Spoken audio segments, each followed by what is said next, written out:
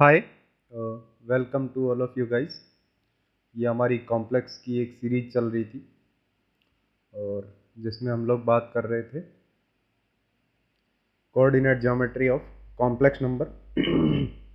अब ये जो कोऑर्डिनेट ज्योमेट्री का सेक्शन रहता है, ये हमारा सेम वही रहता है जो हमारी एक्चुअल कोऑर्डिनेट ज्योमेट्री का रहता है। जैसे एक्स वाई प्लेन वगैरह में line, parabola, hyperbola, ellipse, circle वगैरह, पॉइंट वगैरह है ना, उनके बीच की डिस्टेंसेस वगैरह ये हम लोग निकालते हैं ना। ये सेम हम लोग क्वाड्रेटिक, सॉरी, ये कॉम्प्लेक्स नंबर जो रहता है इसको हम लोग कॉम्प्लेक्स प्लेन में एज ए रिप्रेजेंट कर सकते हैं। और पहले ही लेक्चर में हमने ये बोल दिया था कि ये जो कॉम्प्लेक्स नंबर है वो कोई नंबर वंबर नहीं है, ये आपका पॉइंट रिप्रेजेंट करेगा। इसीलिए हम लोगों के लिए भी यहाँ पे आता है कोऑर्डिनेट ज्योमेट्री कॉम्प्लेक्स नंबर में भी, जिसको हम लोग अच्छे से डील करेंगे और अच्छे से समझेंगे। तो सबसे पहले एक बार बात कर लूँ कि जो कोऑर्डिनेट ज्योमेट्री है उसके लिए, जो ये आपकी कोऑर्डिनेट ज्योमेट्री है जो सिर्फ कॉम्प्लेक्स नंबर की है, तो इसमें एक बार रिकैप कर लेते हैं अभी तक हमने कॉम्प्लेक्स नंबर में क्या पढ़ा है जो इसमें यूज़ आने वाला है। तो सबसे पहले अगर मैं बात करूं तो हमने आर्ग्यूमेंट फाइंड करना सीखा है। जैसे आर्ग्यूमेंट को हमने ARG ऑफ जेड से रिप्रेजेंट किया था, इसको समथिंग थीटा बोला था। एंड सेकेंड थिंग कि जो कॉम्प्लेक्स नंबर होती है उसको we can represent as a vector, है ना, complex as a vector. Complex number को हम लोग एज ए वेक्टर रिप्रेजेंट कर सकते हैं। जैसे अगर ये एक Z1 है और ये एक Z2, दो कॉम्प्लेक्स नंबर है, तो इसका एक वेक्टर अगर मैं A एज्यूम कर लूँ, जैसे इसको A नाम दे देते हैं और इसको B नाम देते हैं, पॉइंट। तो AB वेक्टर होगा वो हमारा कुछ ऐसा होगा। अगर ये इस डायरेक्शन में है तो अपर माइनस लोअर बोले तो Z2 माइनस Z1, ये एक वेक्टर रिप्रेजेंट करेगा। ये भी हम लोग देख चुके हैं। और नेक्स्ट थिंग, ये तो हम लोगों ने आर्ग्यूमेंट की बात करी थी जो यहाँ पे कॉमनली यूज़ होगा।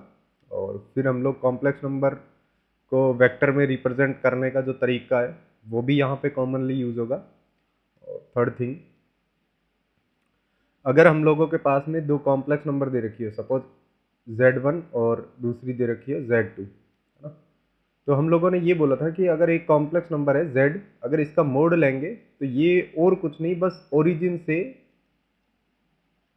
से Z के बीच की जो डिस्टेंस है ना वो शो करता है ना। It show the distance between origin and Z, shows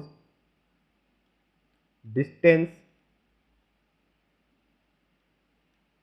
between origin and Z। I hope कि स्पेलिंग सही होगी, है ना। Z जो है वो कॉम्प्लेक्स पॉइंट है ना।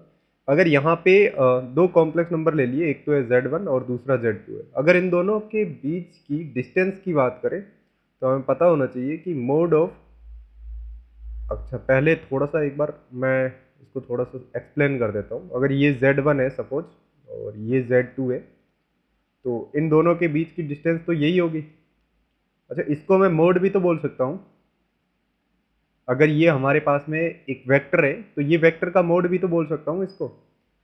तो ये अगर जैसे पॉइंट A है और ये वाला पॉइंट अगर B है, तो हमारे पास में AB वेक्टर जो है वो निकल के आता है Z2 माइनस Z1। और इसकी लेंथ के लिए हम लोग क्या कर लेते हैं, इसका मोड ले लेते हैं, mod of AB।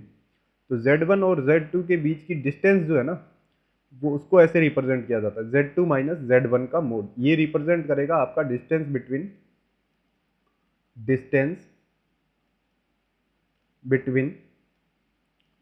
Z1 and Z2, ठीक है।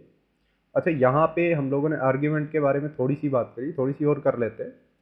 जैसे अगर ये आर्ग्यूमेंट का मतलब क्या हुआ, जैसे आर्ग ऑफ जेड लिखा हुआ, इसका मतलब क्या हुआ, हमारे पास में एक जेड ऐसा होगा और इसका जो है यहाँ पे मतलब ये जो ओरिजिन है ना, इस ओरिजिन और ये जो जेड है ये दोनों एक लाइन बनाएंगे। ये लाइन जो है हमारे पास में पॉजिटिव एक्स एक्सिस के साथ में कितना एंगल बना रही है वो रिप्रेजेंट किया जाता है इस जेड से।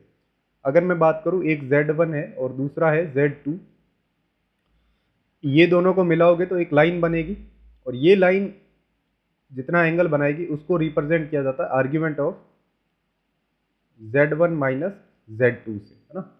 किससे, argument of Z1 minus Z2 से। अच्छा, अगर ऐसा हो जैसे ये दो हमारे पास में ऐसे लाइन्स हो और इन दोनों के बीच में जैसे ये हम लोग ले लेते हैं Z0 पॉइंट और ये ले लेते हैं Z1 और ये ले लेते हैं Z2। इन दोनों के बीच में अगर एंगल अल्फा है, ये अगर एंगल अल्फा है तो हम लोग ऐसा बोल सकते हैं कि argument of Z1 minus Z0, एक बार मैं यहाँ पे थोड़ा सा मिटा देता हूँ ताकि आप लोगों को समझने में आसानी हो।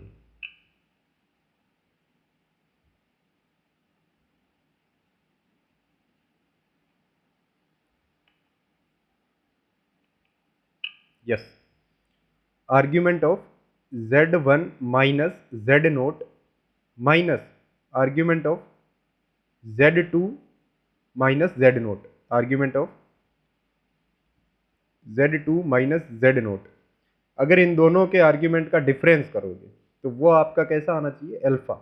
या फिर हम लोग ऐसा बोल सकते हैं कि argument of Z1 upon Z2 क्या होता है, argument of Z1 minus Z2 होता है ना, तो हम लोग यहाँ पे ऐसा भी बोल सकते हैं, argument of Z1 minus Z0 upon Z2 minus Z0। ये जो होता है ये हमारे पास में अल्फा निकल के आता है ना, ये हमारे पास में अल्फा निकल के आता है। तो ये भी एक तरीके से आपको याद होना चाहिए। ये कुछ रिकैप था जो हम लोग यहाँ पे यूज़ करेंगे ज्योमेट्री में आपकी इक्वेशंस वगैरह जनरेट करने के लिए। इन्हीं बेसिक चीज़ों का हम लोग यूज़ करके बड़ी बड़ी इक्वेशंस वगैरह जनरेट करेंगे, जो आप लोग देखते ही कुछ ही पल में क्लिक कर दोगे आंसर को ना। तो जैसे फर्स्ट की अगर हम लोग बात कर लें तो फर्स्ट हमारे पास में दे रखा है section formula and distance formula. तो डिस्टेंस फार्मूला हम लोगों ने कोऑर्डिनेट ज्योमेट्री में देखा है कि अगर दो पॉइंट्स हो उनके बीच की डिस्टेंस क्या होती है, वो रिप्रेजेंट करता है। और दूसरा सेक्शन फार्मूला भी हम लोगों ने देखा है। अब यहाँ पे समझते हैं इन फार्मूलाज को कैसे आप लोग जनरेट करोगे। जैसे फर्स्ट की अगर हम लोग बात करें, फर्स्ट हमारे लिए डिस्टेंस फार्मूला है ना, तो मैं यहाँ पे लिख लेता हूँ distance formula.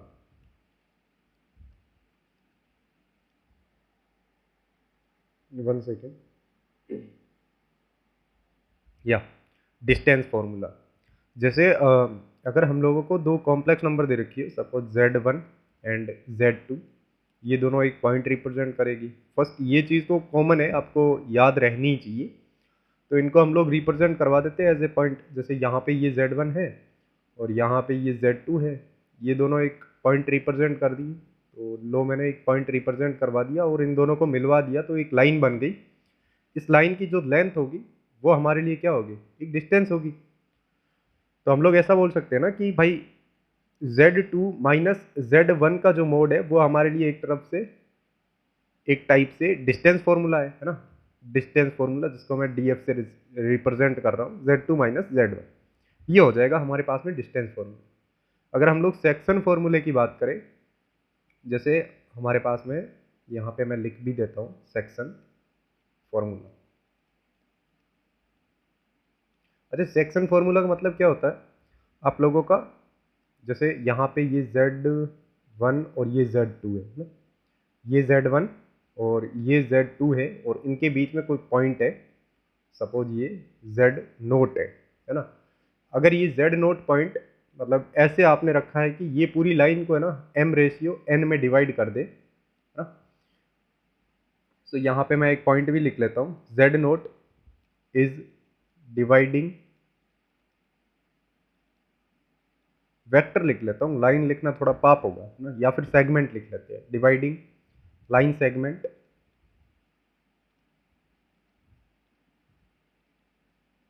Z1 and Z2 in m/n, है ना, m/n में ये डिवाइड कर रहा है। तो हम लोग ये बोल सकते हैं कि हमारे पास में Z0 जो है वो हमारे लिए ऐसा निकल के आ जाएगा, अगर ये रेशियो m है तो ये जाके Z2 से मल्टीप्लाई होगा, तो ये हमारे लिए बना देगा ZM/Z2 प्लस ये अगर रेशियो n है तो ये हमारे लिए मल्टीप्लाई होगा जाके Z1 से, तो n into Z1 upon m+n, ये हमारे लिए सेक्शन फॉर्मूला निकल के आ जाएगा ना। ये आप लोगों को थोड़ा सा, आप लोगों को बस याद रखने की ज़रूरत है, ज़्यादा इस पर कुछ करने की ज़रूरत नहीं है, बस थोड़ा सा याद रख लो। वही काफ़ी है आप लोगों के लिए। तो ये तो था distance formula and section formula in coordinate geometry point form में, मतलब कॉम्प्लेक्स नंबर की जो नीचे से नीचे की रिप्रेजेंटेशन होती है उसके बारे में हम लोगों ने बात करी है ना। तो नेक्स्ट, अच्छा नेक्स्ट हम लोग ट्राइंगल वगैरह की बात कर लेते हैं। जैसे हम लोगों ने कुछ ट्राइंगल्स की बात करी है, यहाँ पे मैं वो ट्राइंगल्स बता रहा हूँ, ज़्यादा मैं पूरा बता नहीं रहा हूँ। जैसे सेंट्रोइड आ जाता है, फिर सर्कम सेंटर आ जाता है, फिर आपका इन सेंटर आ जाता है, ऑर्थो सेंटर आ जाता है। इन सब के बारे में मैं ज़्यादा नहीं बता रहा, इन सब का हम लोग फॉर्मूला से कोई मतलब नहीं है, ज़्यादा यूज़ भी नहीं करते। तो मैं वो चीज़ें बता रहा हूँ जो आपके ज़्यादा यूज़ आ रही है ना। तो हम लोग अगर बात करें, जैसे ट्राइंगल में अगर हम लोग बात करें, तो ट्राइंगल आपका एक इक्विलेटरल ट्राइंगल होता है, ये आप लोगों को पता ही होता है कि इक्विलेटरल ट्राइंगल हमारे पास में होता है। तो इस ट्राइंगल में अगर Z1, Z2 और Z3 जो है वो वर्टाइसिस है इस ट्राइंगल के, Z1, Z2 एंड Z3 जो है ये वर्टाइसिस है इस ट्राइंगल के।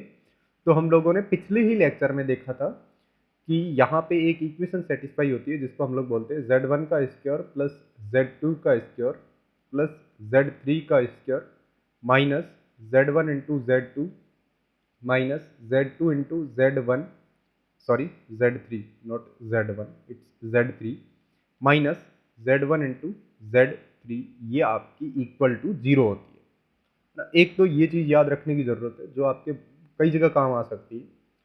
अगर इसका जो सेंट्रोइड है वो अगर Z नोट पे है ना, तो यहाँ पे दूसरी इक्वेशन एक और जनरेट होके आ जाती है, Z1 का स्क्वायर प्लस Z2 का स्क्वायर प्लस Z3 का स्क्वायर, ये आपके इक्वल होता है 3Z नोट के स्क्वायर के।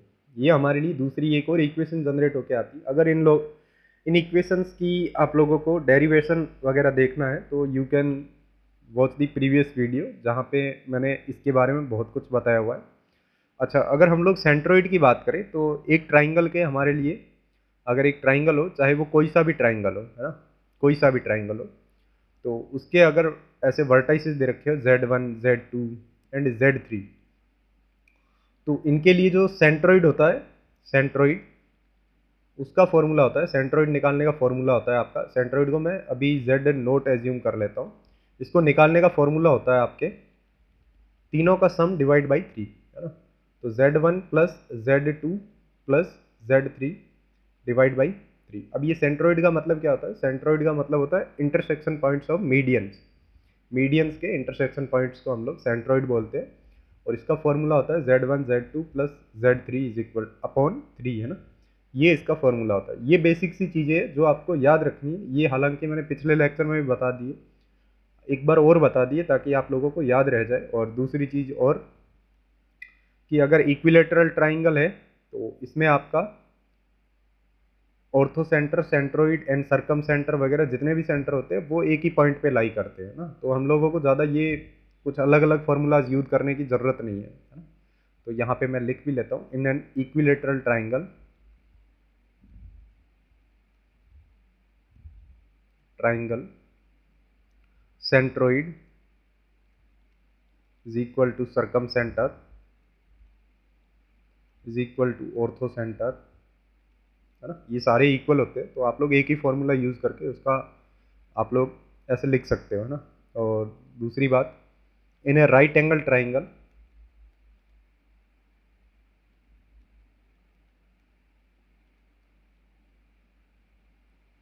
राइट एंगल ट्राइंगल आपका सर्कम सेंटर जो होता है वो, जैसे अगर आप लोग ये राइट एंगल ट्राइंगल बनाओगे तो यहाँ पे ये पॉइंट लेके अगर आप लोग ऐसे सेंटर, सॉरी ऐसे एक सर्कल ड्रॉ करोगे जो इन तीनों पॉइंट से होके जाता हो, तो ये आपका पॉइंट जो है वो सर्कम सेंटर कहलाता है। ये आपकी मिड पॉइंट होता है किसकी? हाइपोटेनियस की, है ना। तो circum centre is mid point of hypotenuse. यहाँ पे मैंने जो मेन चीज़ें थी वो मैंने बताने की यहाँ पे कोशिश करी, सारा कुछ मैंने नहीं बताया, बस जो हमारे लिए मेन चीज़ें थी उनको ही मैंने यहाँ पे एक्सप्लेन किया और उनके बारे में ही मैंने बात करी। अब जो नया चीज़ हमारे लिए शुरू हो रही है वो अब हो रही है ना। अभी तक तो छोटी छोटी चीज़ें थी जैसे लाइन, है ना। तो इसमें भी हमारे पास में सेगमेंट वगैरह बन जाते हैं। जैसे अगर हम लोग बात करें, जैसे ये एक सपोज Z1 और Z2 दो पॉइंट्स हैं, और यहाँ पे हमारे लिए कोई एक तीसरा पॉइंट हम लोग एज्यूम कर लेते हैं Z, है ना, Z एज्यूम कर लेते हैं, या फिर इनके बाहर एज्यूम कर लो, है ना, इसके बाहर ऐसा यहाँ पे एज्यूम कर लो। तो इस पॉइंट को हमने एज्यूम कर लिया Z, ये पॉइंट है। जैसे ये पॉइंट अगर A है, इस पॉइंट को हमने नाम दे दिया B, इस पॉइंट को नाम दे दिया C। ये हमारे लिए एक पॉइंट हो गया Z। तो हम लोग ऐसा बोल सकते हैं कि Z1 से Z के बीच का जो वेक्टर है उसको हम लोग AC वेक्टर बोले, AC वेक्टर। और फिर ये जो है AB वेक्टर, ये दोनों एक ही डायरेक्शन में है ना, तो हम लोग ऐसा बोल सकते हैं कि इन दोनों के बीच में जो एंगल है वो 0 है। या फिर हम लोग ये बोल सकते हैं कि AB vector is parallel to the AC vector. पहली बात तो ये कि पैरेलल आई थिंक यूज करना गलत होगा, बट इन दोनों के बीच में आर्ग्यूमेंट जो है वो 0 है ना। तो हम लोग ऐसा बोल सकते हैं ना कि argument of AB vector minus argument of AC vector, ये जो है ये इक्वल टू 0 है ना। तो इनका आर्ग्यूमेंट निकालने की कोशिश करते हैं, उससे पहले हम लोग वेक्टर भी निकाल लें। तो AC वेक्टर की बात करें तो हमारे लिए AC वेक्टर जो है वो ऐसा हो जाएगा, AC vector is equal to Z minus Z1। ये वाला पॉइंट जो है, इसमें से आपने ये वाला पॉइंट हटा दिया, मतलब घटा दिया, तो आप लोगों के बीच में एक सेगमेंट बचेगा, वो हमारे लिए वेक्टर सेगमेंट होगा, है ना। तो इसको हम लोगों ने लिख लिया Z माइनस Z1। अच्छा, AB वेक्टर की बात करें तो AB वेक्टर हमारे लिए निकल के आएगा Z2 minus Z1, Z2 minus Z1, ये ऐसा निकल के आएगा, है ना। अब इन्हीं चीज़ों को इसमें पुट कर लेते हैं कि हमारे लिए ये फॉलो होना चाहिए। तो argument of Z minus Z1 minus argument of Z2 minus Z1 should be 0, मतलब ये 0 होना चाहिए। तो हम लोग यहाँ पे ऐसा बोल सकते हैं ना कि argument of Z1 upon Z2 ये इक्वल किसके होता है, argument of Z1 minus argument of Z2, है ना। ये प्रॉपर्टी होती है एक आर्ग्यूमेंट की, तो हम लोग इसका यूज़ कर लेंगे यहाँ पे। हम लोग ऐसा बोल सकते हैं कि argument of Z minus Z1 upon Z2 minus Z1 जो है वो 0 होना चाहिए। अच्छा, यहाँ पे ये बात करी। अच्छा, हम लोग ऐसा सोच सकते हैं कि भाई यहाँ पे अगर हम लोग आर्ग्यूमेंट का केस लेके यहाँ पे 10 लेके जाए, मतलब आर्ग्यूमेंट का मतलब होता है ना 10 इनवर्स ना, तो यहाँ पे 10 0 हो जाएगा। 10 0 की वैल्यू कितनी होती है ना, 10 0 की वैल्यू हमारे लिए कितनी होती है, 0, है ना। तो यहाँ पे हम लोगों के पास में सीधा ऐसा ही निकल के आएगा Z is equal to Z1, है ना। बट ये तो हम लोगों को लाना ही नहीं चाहिए था ना, यहाँ पे ही हमारा ये जो इतने पूरी मेहनत करी है वो यहाँ पे ही वेस्ट हो जाएगी अगर हम लोगों ने ऐसा किया तो। फिर हम लोगों ने फर्स्ट या सेकंड लेक्चर में बात करी थी purely real and purely imaginary number की, है ना। तो अगर हम लोग यहाँ पे मैं एक बार और एक्सप्लेन करने की बात करूँ, जैसे ये हमारा आर्गेंट प्लेन रहता है जिसमें ये हमारा इमेजिनरी एक्सिस रहता है और ये हमारा रियल एक्सिस रहता है। अगर आर्ग्यूमेंट इन दोनों के बीच का 0 है, मतलब ये पूरा जो है इस पूरे का आर्ग्यूमेंट 0 है, इसका मतलब इसको मैं K एज्यूम कर लूँ या फिर कुछ भी और एज्यूम कर लूँ, A एज्यूम कर लूँ या फिर K एज्यूम कर लूँ या Z एज्यूम कर, Z तो नहीं एज्यूम, W एज्यूम कर लेते। तो मैं इस पूरे को ऐसा बोल सकता हूँ argument of W is equal to 0। इसका मतलब क्या हुआ, इसका मतलब ये हुआ कि W जो आपका है वो रियल एक्सिस पे लाई कर रहा है, या फिर हम लोग ऐसा बोल सकते हैं कि W जो है वो आपका प्योरली रियल है ना। प्योरली रियल है, इसका मतलब क्या हुआ, इसका मतलब ये हुआ कि Z minus Z1 upon Z2 minus Z1 ये जो है ये हमारा प्योरली रियल है, प्योरली रियल है। तो अगर ये प्योरली रियल है तो एक बात बताओ, हमने देखा था लास्ट फर्स्ट या सेकंड लेक्चर में, आई थिंक फर्स्ट या सेकंड लेक्चर में कॉन्जुगेट की बात करी थी। तो हम लोगों ने वहाँ पे ये दे रखा था कि अगर Z एक प्योरली रियल है तो हम लोग ये बोल सकते हैं कि Z is equal to Z conjugate. ये होता है, ये एक प्रॉपर्टी होती है जिसको हम लोगों ने आई थिंक सेकेंड या फर्स्ट लेक्चर में देखा था। तो इस प्रॉपर्टी का हम लोग यहाँ पे यूज़ कर लेते हैं। तो जैसे ही हम लोग यूज़ करेंगे तो हम लोग ये बोल सकते हैं कि Z minus Z1 upon Z2 minus Z1 which is equal to z minus z1 इस पूरे का बार मतलब इंडिविजुअल पे चला जाएगा bar upon z2 minus z1, ये इंडिविजुअल पे ये बार चला जाएगा, है ना। तो ये हमारे पास में लास्ट लाइन निकल के आई। इसको मैं फर्दर और सोल्व कर देता हूँ आपके लिए, सिंप्लीफाई करके इसको एक सिंपल वर्जन में लेके आते हैं। Give me 1 second.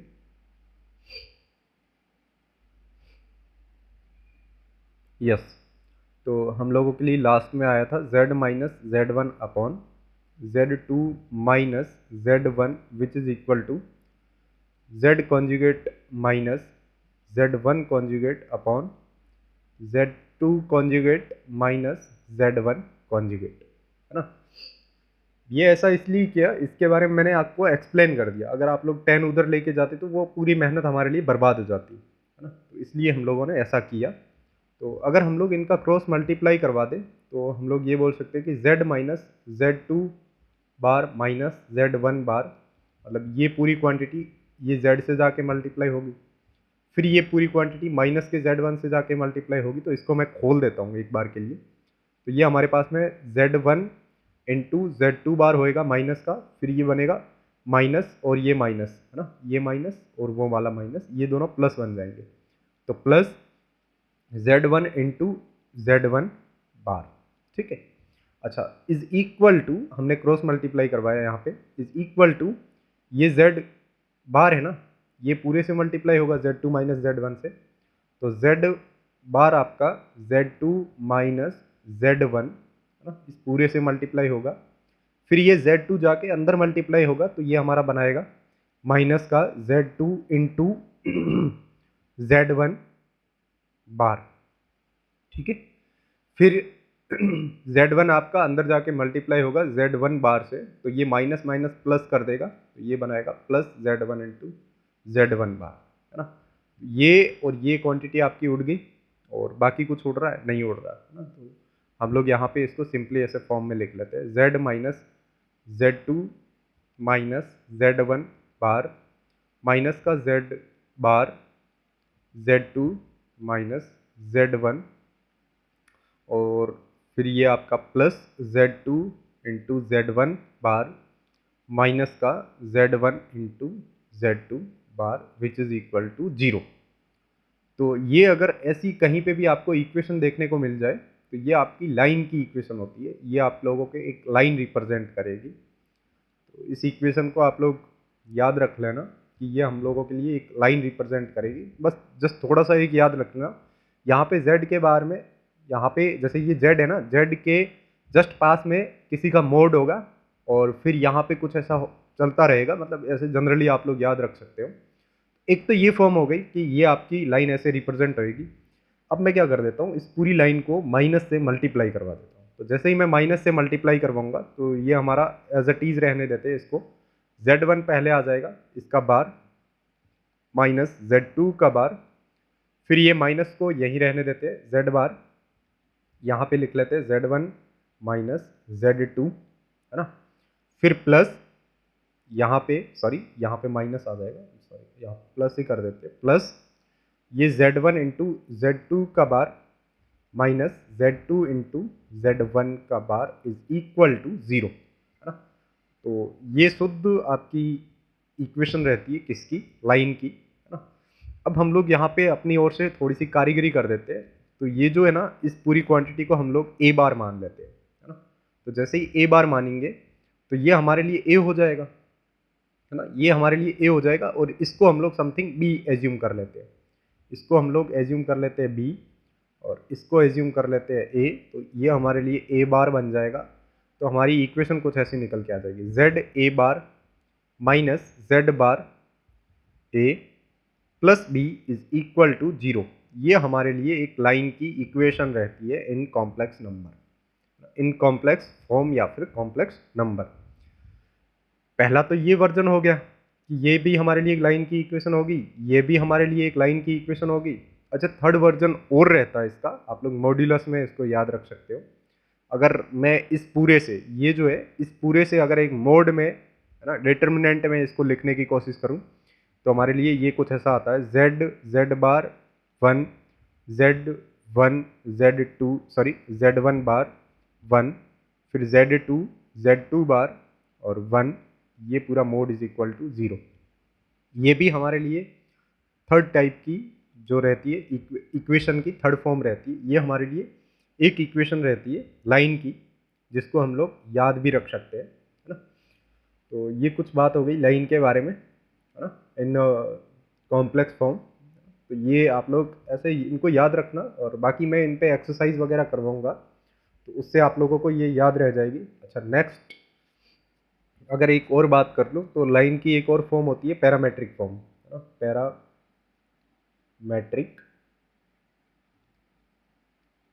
Form, parametric form. अच्छा, इसमें रे वगैरह सब आती है, उनके बारे में भी मैं बताऊंगा, डोंट वरी।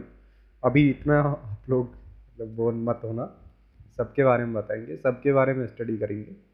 पैरामेट्रिक फॉर्म में क्या होता है, जैसे हम लोगों ने बात करी होगी अपने जो कोऑर्डिनेट ज्योमेट्री में, ए कोस थीटा, ए साइन थीटा, ये पैरामीटर लेते थे। जैसे पैराबोला में हम लोग टी पैरामीटर लेते थे, ए टी स्क्वायर 2AT, है ना, ऐसे हम लोग पैरामीटर लेते थे ना। तो वैसे ही हम लोग यहाँ पे भी एक पैरामीटर ले लेंगे। जैसे सपोज हमारे पास में दो पॉइंट है, जैसे ये Z1 है और दूसरा पॉइंट ये हमारे लिए Z2 है, और ये हमारे लिए Z3 है। हम लोग ऐसा बोल, सॉरी इसको आप लोग Z ही बोल दो, नॉट Z3। Z3 थोड़ा सा ऑकवर्ड हो जाएगा, क्योंकि हम लोगों को Z में चाहिए ना इक्वेशन, तो ये हमारे लिए Z आ जाएगा, है ना। तो हम लोग ये बोल सकते हैं कि इसको हम लोग नेम अगर A दे, इसको B दे और इसको C दे, तो हम लोग ऐसा बोल सकते हैं कि ये जो लेंथ है A और C, है ना, ये लेंथ है A और C, ये मतलब सम पार्ट्स होगी। अगर इस लेंथ को किसी आप लोगों को, मतलब इस लेंथ की या तो दुगुनी होगी या त्रिगुनी होगी या चार गुनी होगी या पांच गुनी होगी, कोई ना कोई मल्टीप्लीकेशन होगा ना इस लेंथ का, तब जाके ये AC के इक्वल बनेगी। AB जो है उसको किसी नंबर से मल्टीप्लाई करवा दो, तो तब जाके ये आपके AC के इक्वल बन जाएगी। तो इसको आप लोग T से मल्टीप्लाई करवा दो, T इंटू AB। ये हमारे लिए ऐसा होगा, मतलब ये तो बेसिक सी बात है ना, कि अगर आप लोगों के पास में ऐसी लेंथ या फिर लाइन हो, जैसे ये लाइन है ए और सी, इसके बीच में कोई पॉइंट आ रहा है बी, तो हम लोग ऐसा बोल सकते हैं ना कि A C is equal to some N into A B, है ना, ऐसा हम लोग बोल सकते हैं। अब चाहे वो एन जो हो वो 1 से छोटा हो या 1 से बड़ा हो, उससे हमें कोई फर्क नहीं पड़ना। बेसिक आइडिया तो यही है, ये हम मिल गया। अच्छा, ए सी वेक्टर है हमारे लिए। ए सी वेक्टर को हम लोग क्या लिख सकते हैं, अगर हम लोग इसकी डायरेक्शन यूं ले ले, तो हम लोग ऐसा बोल सकते हैं कि Z-Z1 which is equal to, अच्छा इसमें हम लोग इसको ऐसा बोल सकते हैं कि ये डायरेक्शन है, तो ए बी वेक्टर बन गया हमारे लिए। टी तो एज अ टीज रहेगा, टी एक पैरामीटर है, एज अ टीज रहेगा, तो हम लोग ऐसा बोल सकते हैं कि Z2 ये तो हमारे लिए वेक्टर बन गए। अब हम लोगों को क्या चाहिए थी, इसके बीच की डिस्टेंस ना, तो या फिर हम लोग ऐसा बोल सकते हैं कि ये जो वेक्टर है ये टी टाइम होगा ए बी, ऐसा भी बोल सकते हैं। अच्छा, अब हम लोग इसको थोड़ा सा फर्दर सिंप्लीफाई करें या फिर खोले, तो z इज इक्वल टू हमारे लिए निकल के आएगा TZ2 माइनस का TZ1 और ये प्लस का Z1। तो यहाँ पे थोड़ा सा इसको और सिंप्लीफाई करते हैं, z is equal to TZ2, फिर यहाँ पे प्लस का Z1 कॉमन ले लेते हैं, तो ये हमारे लिए निकल के आ जाएगा 1 माइनस टी, है ना। अच्छा, यहाँ पे हमें ये एक चीज़ देखने को मिली। अच्छा, इसी से मैं आपको एक अच्छी चीज़ और बता देता हूँ। इसके नीचे मैं क्या करता हूँ, आप लोगों का ऐसा लिख सकता हूँ ना कि ये t है प्लस 1 माइनस टी, ऐसा लिख सकता हूँ ना, नीचे 1 ही बचेगा, उससे कोई फर्क नहीं पड़ेगा।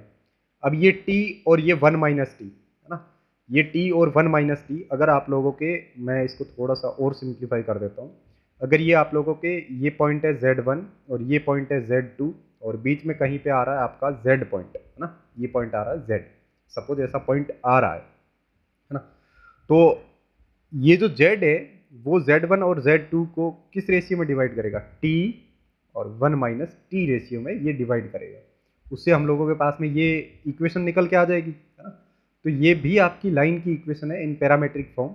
इसको आप लोग यहाँ पे इतना इतना ही याद रख सकते हो, TZ2 plus Z1 1 minus T, ये पैरामेट्रिक फॉर्म में इस लाइन की इक्वेशन को याद रख सकते हो कि ये हमारे लिए एक लाइन की इक्वेशन होगी इन दी फॉर्म ऑफ पैरामेट्रिक, है ना। तो ये तो हो गई लाइन की बात।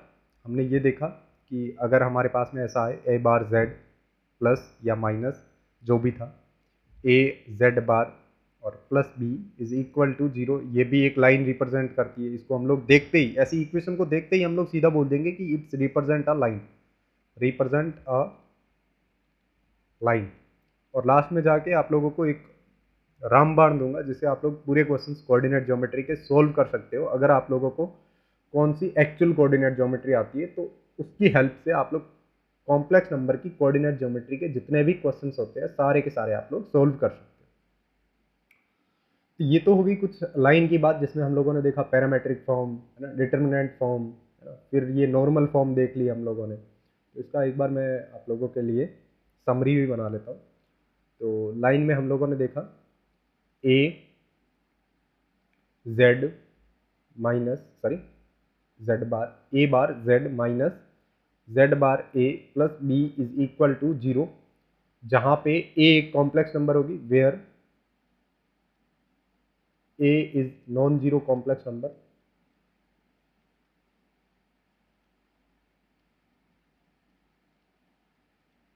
Non zero complex complex number and B is a real number, B is a real number. तब ये आप लोगों की रिप्रेजेंट करेगी एक लाइन, ये फॉर्म हो गई एक लाइन की, है ना, ये भी एक लाइन होगी। और दूसरी हम लोगों ने बात करी थी डिटर्मिनेंट फॉर्म, जिसमें हम लोगों ने बोला था z, sorry I have to clear this, ये बहुत अच्छे से नहीं लिखा जा रहा, इसको थोड़ा सा मिटाना पड़ेगा।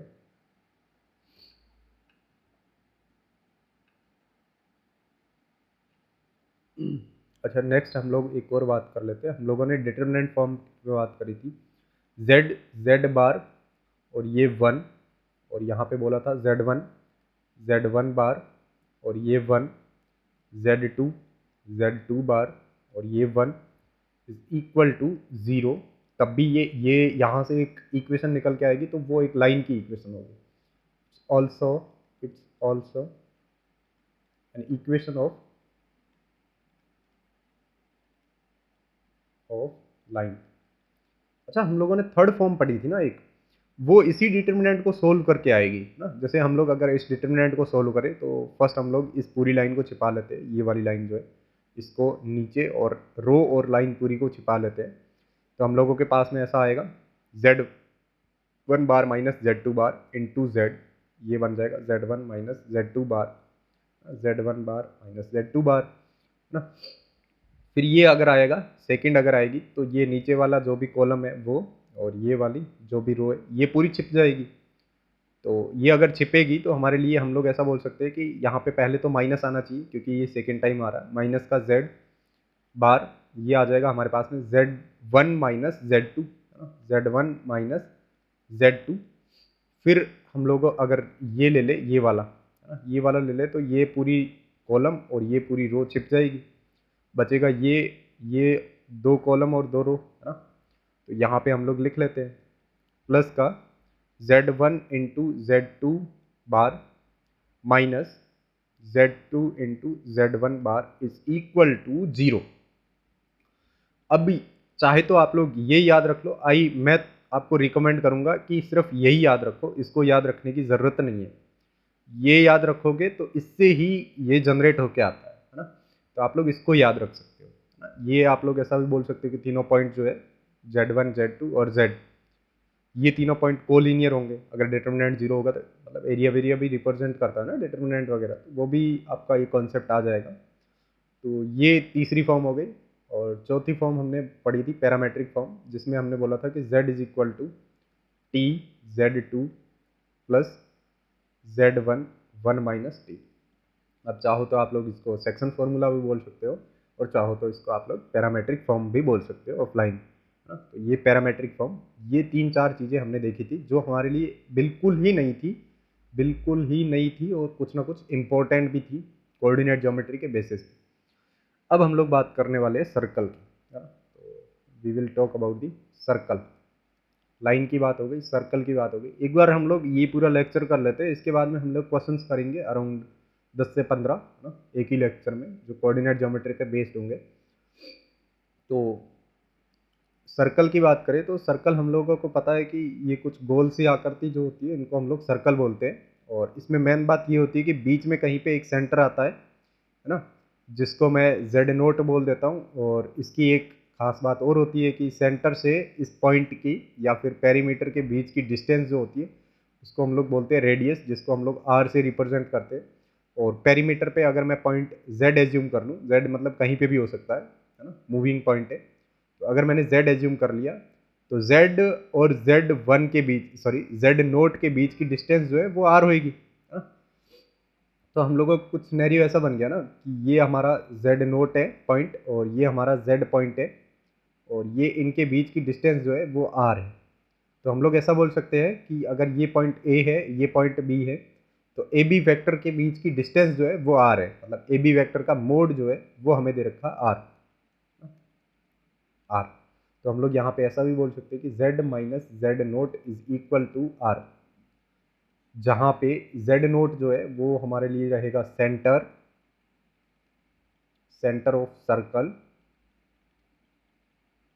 और r जो है वो हमारे लिए रहेगी रेडियस। कारीगरी करके यहाँ पे आर स्क्वायर मत लिख लेना अपनी ओर से कारीगरी करके, जैसे कुछ लोग होते हैं ना कि भाई बहुत ही बड़े कारीगर होते हैं ना, इनोवेटिव होते हैं, वो अपनी ओर से कुछ ना कुछ नए फंडे ऐड करते रहते हैं, तो यहाँ पे आर मत लिख लेना। अगर लिख लिया तो घाटा तुम लोगों का ही है, मतलब इसमें आपका घाटा, मेरा कुछ नहीं जाता। ये आर जो है वो हमारी रेडियस होगी, रेडियस ऑफ सर्कल, ये रेडियस ऑफ सर्कल होगी। तो ये हमारे लिए एक सेंटर एंड रेडियस फॉर्म है, radius form of circle equation, circle equation generate कर दी in the form of centre and radius, वो हमारे लिए निकल के आएगी z minus Z naught is equal to are, जहाँ पे मैंने बता दिया कि z नोट जो आपका वो सेंटर है, r जो है वो आपकी रेडियस। इतनी बात आप लोगों को मैंने बता दी।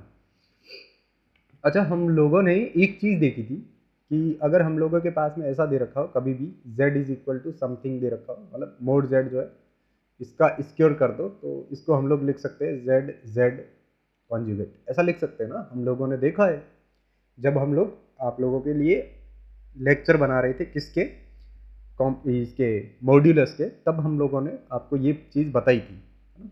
तो आप लोग याद रखो भाई, बताई हुई है तो चीज़ें, उन पे क्वेश्चंस प्रैक्टिस करो, क्वेश्चंस प्रैक्टिस करके ही आप लोगों को याद रहेगी ये सारी चीज़ें।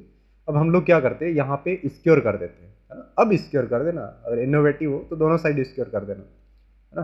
तो ये हमारे लिए बन जाएगा z minus Z naught into Z minus Z note, इस पूरे का बार, अब बार पूरे का है तो इंडिविजुअल स्प्लिट हो जाएगा, which is equal to r square. ये हमारे लिए एक फॉर्म थी, ठीक है। हम लोग इससे दूसरी फॉर्म जनरेट करना जा रहे हैं, करने जा रहे हैं, नोट करना जा रहे हैं। तो यहाँ पे z जो है अंदर मल्टीप्लाई होगा z बार से, यहाँ पे z बार से मल्टीप्लाई होगा फर्स्ट, तो ये हमारे लिए दे देगा z बार। फिर ये z जो है वो अंदर जाके मल्टीप्लाई होगा z नोट बार से, तो ये हमारे लिए दे देगा माइनस का z नोट बार।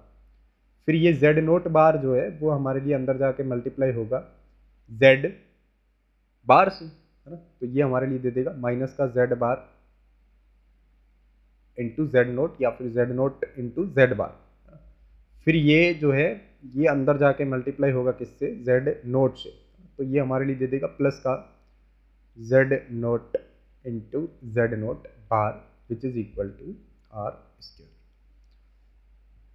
तीसरी बात आई होप कि आपको समझ में आती है ना। तो हम लोग फिर यहाँ पे थोड़ा सा और सिंप्लीफिकेशन कर देते हैं, जेड जेड बार माइनस का जेड नोट जेड माइनस का जेड बार जेड नोट, और प्लस का इसको हम लोग लिख सकते हैं मोड ऑफ जेड नोट का square minus r square is equal to 0। अच्छा, अब यहाँ पे मैं अपनी ओर से कारीगरी करता हूँ, मैं कहता हूँ कि आप लोग माइनस का जेड नोट है उसको आप लोग ए एज्यूम करना, है ना। ए एक कॉम्प्लेक्स नंबर है ना, यहाँ पे ये ए एक जो है वो कॉम्प्लेक्स नंबर है, नॉन जीरो कॉम्प्लेक्स नंबर, ठीक है। अच्छा, दूसरा आप लोग क्या कर सकते हो, तो अगर आप लोगों ने इसको ए एज्यूम किया तो माइनस का जेड नोट बार जो है वो किसके इक्वल हो जाएगा, ए बार के। ठीक है। तो यहाँ पे ये कारीगरी करके हमने लिख लिया जेड जेड बार प्लस का ये हमारे लिए बन जाएगा ए जेड प्लस का यहाँ पे ए बार जेड है ना, सॉरी ए जेड बार यहाँ पे आएगा जेड बार है ना। कुछ ना कुछ तो गलतियाँ हम लोग करते ही रहते हैं। ये जेड बार आएगा है ना, तो ये हमारे लिए ए जेड बार और ए बार जेड है ना। और हम लोग क्या करते हैं इस पूरे को मतलब जेड नोट स्क्वायर और माइनस का आर स्क्वायर इसको हम लोग क्या एज्यूम कर लेते हैं बी। जैसे ही हम लोग इसको बी एज्यूम कर लेते हैं तो हम लोग यहाँ पे लिख सकते हैं कि ये b इज इक्वल टू 0 है ना। अब ये फॉर्म ऐसी बन गई जिसको मैं नेक्स्ट पेज पे लिख लेता हूँ। हम लोगों के पास में फॉर्म निकल के आई z z bar plus a bar z plus a z bar plus B is equal to 0, जहाँ पे हमारे लिए ए जो था वो हमारे लिए था माइनस का जेड नोट है ना, और जो बी था उसको हम लोगों ने एज्यूम किया था जेड नोट का स्क्वायर माइनस आर स्क्वायर। तो ये चीज़ हमारे पास में निकल के आई। तो ये एक रिप्रेजेंट करती है आपके लिए सर्कल, ये ऑलवेज एक रिप्रेजेंट करेगी circle, it's represent a circle, represents circle. ये हमारे लिए एक सर्कल रिप्रेजेंट करेगी जिसकी जनरल इक्वेशन है ये एक जनरल इक्वेशन है सर्कल की, जैसे हम लोगों ने कहाँ पे पढ़ी थी कोऑर्डिनेट ज्योमेट्री में, x square plus y square plus 2gx 2fy plus c is equal to 0, ऐसा कुछ देख रखा था हमने, अभी याद नहीं है बस देख रखा था। तो ये वैसी ही इक्वेशन है, तो ये सर्कल रिप्रेजेंट करेगी। और अगर मैं यहाँ से इसमें से अपनी कारीगरी करके r की वैल्यू निकालना चाहूँ तो r जो है वो हमारे लिए इक्वल हो जाएगा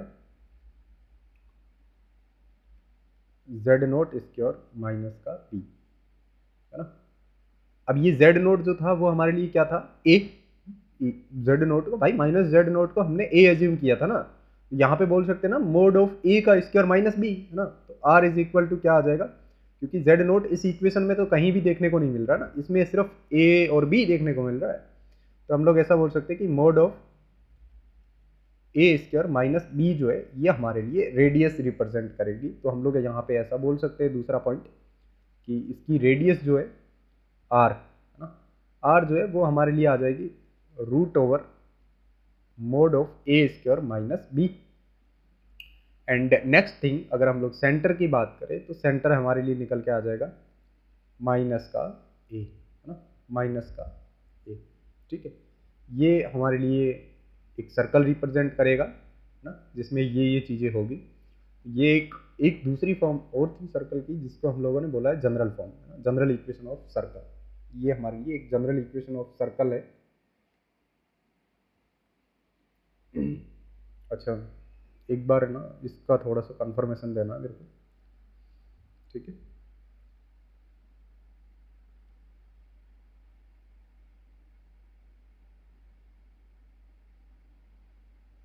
ठीक है, क्या कंफर्मेशन देना सही है।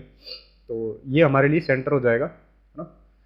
अच्छा नेक्स्ट अगर मैं बात करूं कि हमें भाई ऐसा दे रखा हो z minus z one upon z minus z two is equal to k, ऐसा दे रखा। अगर ये फॉर्म दे रखी हो तो ये हमारे लिए क्या रंग लेके आएगी, क्या गुल खिलाएगी वो देख लेते हैं। तो यहाँ पे मैं सिंपली आपको बताऊँ, ज़्यादा थ्योरी के बारे में बात ना करूँ, तो अब मैं ये बोलूँगा अगर k की वैल्यू जो है वो 1 हुई, अगर k की वैल्यू 1 हुई तो उस केस में ये रिप्रेजेंट करेगा, represents a line, represents a line है ना। बहुत सारी फॉर्म्स होती है, आप कितनी याद रखोगे, रिप्रेजेंट्स अ लाइन। अगर k की वैल्यू नॉट इक्वल टू 1 हुई, पहली बात तो ये कि अगर ये मोड है तो इसका मतलब है कि k जो है वो ग्रेटर देन 0 होना चाहिए। ये तो पक्के से होगा, पक्के से 101% होगा। अगर ऐसा नहीं है, लेस देन 0 है, तो आप लोग ऐसा बोल सकते हो कि नो लोकस एग्जिस्ट ना, लोकस ही एग्जिस्ट नहीं कर रहा है, क्योंकि भाई मोड में हमने देखा ना कि मोड के बाहर जो भी चीज़ लोगे वो हमारे लिए पॉजिटिव होनी चाहिए, है ना, तभी जाके ये चीज़ पॉसिबल हो जाती है ना। तो अगर के जो है वो 1 नहीं होगा तब ये रिप्रेजेंट करेगा, represents a circle, represents a circle. अब ये ऐसा क्यों आता है वो भी एक बार आपको एक्सप्लेन कर देता हूँ।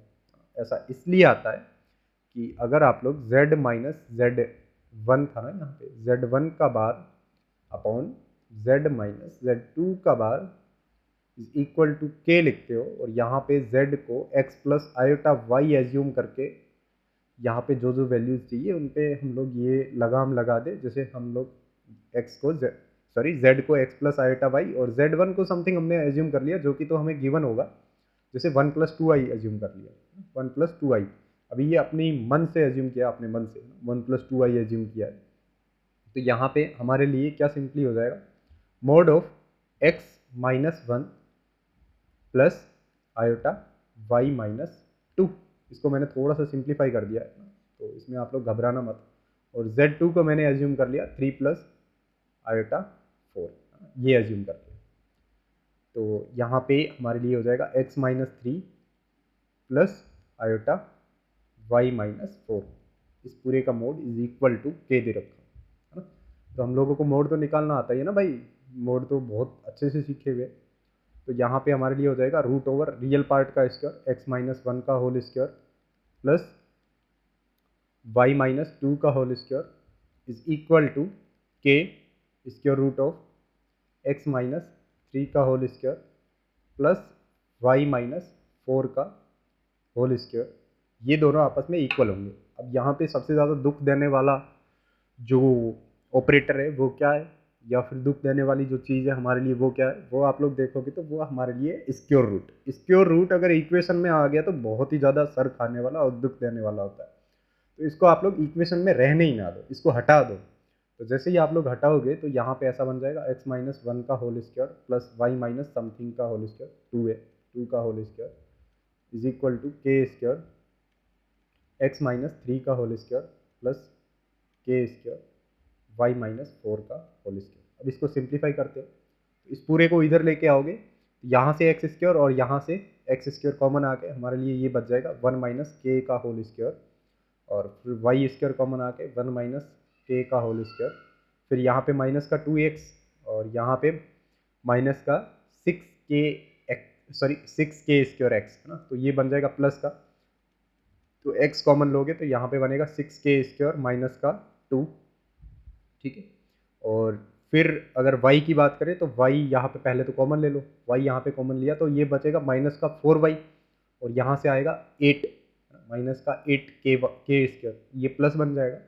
तो प्लस का 8k स्क्वायर माइनस का 4, और यहाँ पे बच जाएगा हमारे लिए 1, और यहाँ से आएगा 9k स्क्वायर, फिर 1 प्लस 4 5, और 9 प्लस 16 25। तो 5 माइनस 25 के स्क्वायर इज इक्वल टू 0। ये हमारे लिए ऐसी इक्वेशन बन गई है ना, ऐसी इक्वेशन बन गई। अगर यहाँ पे सोचो कि अगर एक्स स्क्वायर की टर्म्स एंड वाई स्क्वायर की टर्म्स जीरो हो जाए तो सिर्फ एक्स और वाई एंड समथिंग कांस्टेंट बचेगा। तो एक्स प्लस ऐसा मतलब A plus Y B Y plus C is equal to 0, ये ऐसा बचेगा ना। अगर k इज इक्वल टू 1 होगा तो ये क्या रिप्रेजेंट करेगा, ये एक लाइन रिप्रेजेंट करेगा। अगर k 1 नहीं हुआ, सपोज कुछ भी और हो गया है ना, तो और हो गया तो ये हमारे लिए क्या रिप्रेजेंट करेगा, एक सर्कल है ना। तो ये हमारे लिए एक सर्कल रिप्रेजेंट करेगा। तो बस यही बात मेरे को बतानी थी। यहाँ पे मैं नेक्स्ट पेज पे लिख भी लेता हूँ। यार आगे क्यों नहीं हो रहा है, क्या दिक्कत आ रही है, अरे ये तो ख़त्म ही हो गया। Okay guys, so next video में we will explain more about the coordinate geometry, and then we will do the questions. So thank you.